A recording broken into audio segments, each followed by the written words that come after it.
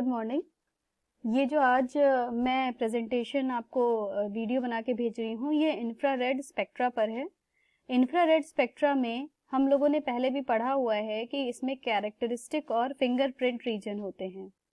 हमने इसके पहले भी बताया है कि कैरेक्टरिस्टिक रीजन के लिए रिस्पॉन्सिबल होते हैं स्ट्रेचिंग वाइब्रेशंस किसी भी मॉलिक्यूल के एटम्स के अंदर, और फिंगरप्रिंट रीजन के लिए रिस्पॉन्सिबल होते हैं बेंडिंग वाइब्रेशंस। कैरेक्टरिस्टिक रीजन की पीक्स जो आती हैं वो 4000 सेंटीमीटर इनवर्स से 1500 सेंटीमीटर इनवर्स तक आती हैं। कैरेक्टरिस्टिक रीजन को हम फंक्शनल ग्रुप रीजन भी कहते हैं। अब आप नेक्स्ट स्लाइड में देखेंगे, यहाँ पर ध्यान से देखें, ये आपको जो पीक्स दिख रही हैं ये 3600 सेंटीमीटर इनवर्स से शुरू हैं, और ये पीक्स जो है ये जो जा रही हैं मैक्सिमम नीचे तक, ये जाएंगी 1500 सेंटीमीटर इनवर्स तक।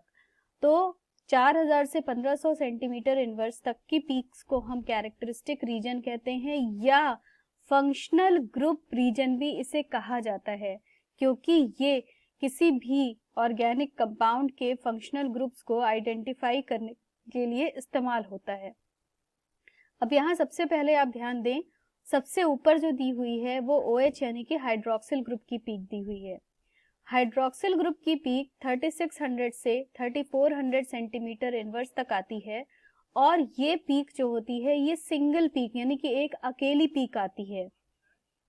वहीं अमीन ग्रुप की NH2 की पीक जो होती है ये 3400 से 3200 सेंटीमीटर इनवर्स तक आती है, मगर कई बार ऐसा भी होता है कि OH पीक की पीक के साथ NH2 की पीक आपस में मिक्स हो सकती है और हमें कंफ्यूज भी कर सकती है कि ये किसकी पीक है। तो ऐसे केसेस में जनरली क्या किया जाता है, NH2 की पीक जो हमें मिलती है वो ट्विन पीक्स, ट्विन मतलब दो एक जैसी डबलेट पीक्स, डबल पीक्स मिलती हैं, और वहीं OH ग्रुप की जो पीक मिलती है ये हमें सिंगल पीक मिलती है। उसके बाद आप ध्यान से देखें, कुछ ऐसे पॉइंट्स हैं नोट करने वाले, जैसे CH एरोमेटिक यानी कि बेंजीन रिंग के कार्बन हाइड्रोजन बॉन्ड की पीक जो कि 3000 के ऊपर आती है, 2900 या से लेकर के 3090 सेंटीमीटर इनवर्स तक, इसको पहचानना बहुत जरूरी है। एल्डिहाइड का CH ग्रुप, ये भी एक खास पीक होती है, क्योंकि एल्डिहाइड और कीटोन में अगर हमें अंतर पहचानना है तो हम एल्डिहाइड में के CH ग्रुप से ही पहचान सकते हैं, क्योंकि सिर्फ एल्डिहाइड में CH ग्रुप होता है, CHO में CH ग्रुप होता है, कीटोन में नहीं होता है। तो इस केस में हमें ये पीक भी काफी मदद देती है। उसके बाद एल्केन, एल्कीन, एल्काइंस, इन तीनों में जो पीक आती है कार्बन हाइड्रोजन की वो भी 3000 की रेंज में आती है। एल्काइन की पीक 3300 सेंटीमीटर इनवर्स में आती है, क्योंकि इसका जो हाइड्रोजन होता है वो हाईली इलेक्ट्रोपॉजिटिव होता है, इसके कारण। अब हम अगले उस पर आते हैं, फिंगरप्रिंट रीजन पे। फिंगरप्रिंट रीजन जो होता है ये 1500 सेंटीमीटर इनवर्स से लेकर के 600 सेंटीमीटर इनवर्स तक जाता है नीचे की तरफ, और बेंडिंग वाइब्रेशंस के कारण होता है। अब क्वेश्चन अक्सर ये पूछा जाता है कि फिंगरप्रिंट रीजन की क्या इंपॉर्टेंस है इंफ्रारेड स्पेक्ट्रा में। तो हम आपको बता दें कि फिंगरप्रिंट रीजन किसी भी मॉलिक्यूल को दो similar type of molecules, similar type of molecule मतलब दो एक जैसे मॉलिक्यूल्स अगर प्रेजेंट हैं तो उनके बीच में हमें डिफरेंस कैसे पता करना है, इसमें फिंगरप्रिंट रीजन की ही मदद मिलती है, क्योंकि कैरेक्टरिस्टिक रीजन में उनकी पीक्स सेम आएंगी और एक ही जगह पर आती हैं। एग्जाम्पल के तौर पर हम देख सकते हैं बेंजीन रिंग में, मान लीजिए कोई भी सब्स्टिट्यूटेड बेंजीन रिंग है, जैसे फिनॉल है। फिनॉल में हमें नाइट्रो ग्रुप का सब्स्टिट्यूशन करना है, like ortho nitrophenol, para nitrophenol या मेटा नाइट्रोफिनॉल। अगर हम कैरेक्टरिस्टिक रीजन में इनकी पीक को चेक करेंगे तो हमें सारी पीक्स एक जैसी मिलेगी। क्यों? क्योंकि मॉलिक्यूलर फॉर्मूला तीनों का एक बराबर होगा, एक जैसा होगा, तीनों एक दूसरे के आइसोमर्स हैं। तो अक्सर हमें आइसोमर्स को अगर सेपरेट करना है और उनके बीच में डिफरेंस पता करना है तो हमें फिंगरप्रिंट रीजन का इस्तेमाल करना पड़ता है। इसीलिए ऑर्थो मेटा पैरा के लिए जो यहाँ पर देखिए वैल्यूज दी हुई हैं, उसमें सबसे हाईएस्ट वैल्यू दी हुई है ऑर्थो ग्रुप की। वो इसलिए दी है क्योंकि ऑर्थो ग्रुप में दोनों फंक्शनल ग्रुप्स अगल बगल लगे होते हैं और स्टीयरिक हिंड्रेंस सबसे अधिक होता है इसके अंदर। और वहीं पैरा में यहाँ पर जो पीक है उसमें दोनों 180 डिग्री के गैप पर होते हैं, तो इस केस में इनकी पीक कम हो जाती है। तो ऑर्थो और पैरा के बीच में अगर हमें अंतर पता करना है तो हम ये सिर्फ और सिर्फ फिंगरप्रिंट रीजन से ही पता लगा सकते हैं। फंक्शनल ग्रुप्स की पहचान केवल कैरेक्टरिस्टिक रीजन इसमें कर पाएगा, अंतर नहीं। उसी तरह से अगर हमें ये पता करना है कि एल्कीन्स हैं दो आइसोमर्स सिस और ट्रांस, तो इसमें अंडरस्टूड है कि ट्रांस में फंक्शनल ग्रुप्स एक दूसरे के ऑपोजिट यानी कि विपरीत दिशाओं में होते हैं। ऐसे केस में हम अक्सर ये मान के चलते हैं कि विपरीत दिशाओं में होने के कारण उनका टोटल डाइपोल मोमेंट 0 आता है। तो 0 डाइपोल मोमेंट होगा, इसका मतलब जितनी भी ट्रांस एल्कीन्स हैं वो सिस से अधिक स्टेबल होंगी। तो इस केस में आप यहाँ ध्यान से देखें, सिस आइसोमर्स अगर कम स्टेबल हैं ट्रांस से, तो सिस आइसोमर्स की फ्रीक्वेंसी ज्यादा है और ट्रांस आइसोमर्स की फ्रीक्वेंसी कम है। तो ये जो चीज आ रही है आपको दिख रही है, ये सिस और ट्रांस के बीच में अंतर है। इसका मतलब ये हो गया कि हमें अगर कोई भी ऐसे कंपाउंड्स के बीच में डिफरेंस पता करना है जो दोनों एक जैसे दिखाई पड़ रहे हैं, तो इस केस में हम क्या करेंगे, इस केस में हम फिंगरप्रिंट रीजन का इस्तेमाल करेंगे।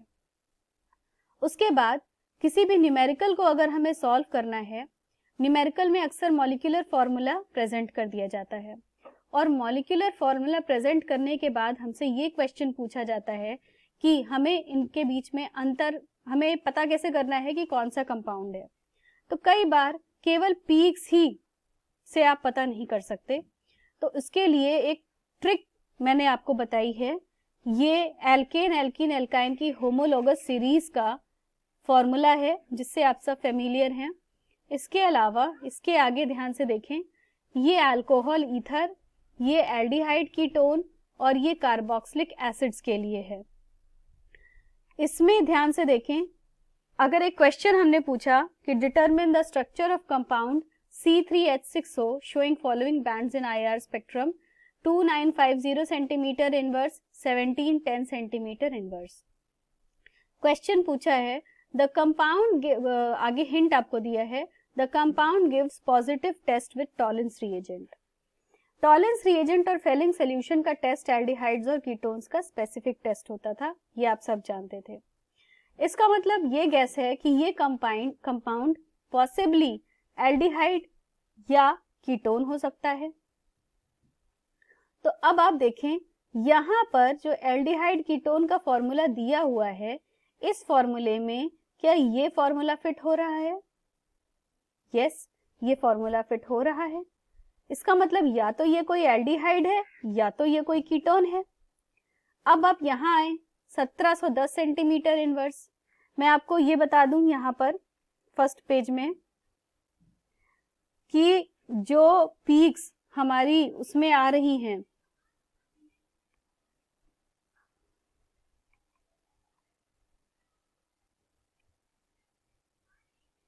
यहां ध्यान से देखें, यहाँ कार्बोनिल ग्रुप्स की जो पीक आ रही हैं वो कहीं 1750 सेंटीमीटर 1650 से लेकर के 1850 सेंटीमीटर इनवर्स की रेंज में आ रही हैं। तो आपको हम ये बता दें कि आप एक एक कंपाउंड, इन सब में कार्बोनिल ग्रुप्स हैं, एल्डिहाइड्स में, कीटोन्स में, ईस्टर्स में, कार्बोक्सिलिक एसिड्स में, एसिड के सारे डेरिवेटिव्स में। आप इनके बीच में कार्बोनिल ग्रुप में अंतर नहीं बता सकते। आपको एक जनरल याद करना पड़ेगा, वो रेंज याद करनी पड़ेगी, 1650 से 1850 या मैक्सिमम 1800 तक की रेंज है, 1650 से 1800। प्लीज आप इसके चक्कर में ना पड़े, एक एक ग्रुप के एक को लर्न करने में आप नहीं सॉरी आप इसे नहीं लर्न कर पाएंगे। सो 1650 से 1800 तक की रेंज को ही आप लर्न करें। अब इन्होंने क्वेश्चन में लास्ट में यहाँ दिया है कि 1710 सेंटीमीटर इनवर्स की रेंज में पीक आ रही है। इसका मतलब ये पीक कार्बोनिल ग्रुप की है और फॉर्मूला भी एल्डिहाइड कीटोन की तरफ ही रिफ्लेक्ट कर रहा है। तो अब बची ये पीक।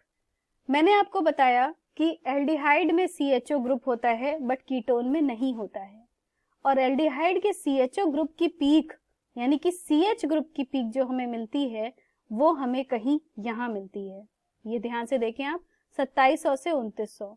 इसका मतलब ये कंपाउंड जो है ये C3H6O ये एल्डिहाइड है, और कौन सी एल्डिहाइड होगा? CH3 CH2 CHO, 3 कार्बन की एल्डिहाइड यानी कि प्रोपेनॉल। आई होप ये आपको क्लियर हो गया होगा।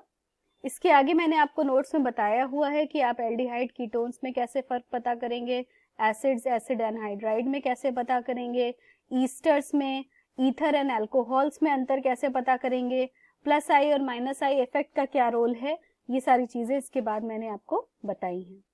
Okay, thank you.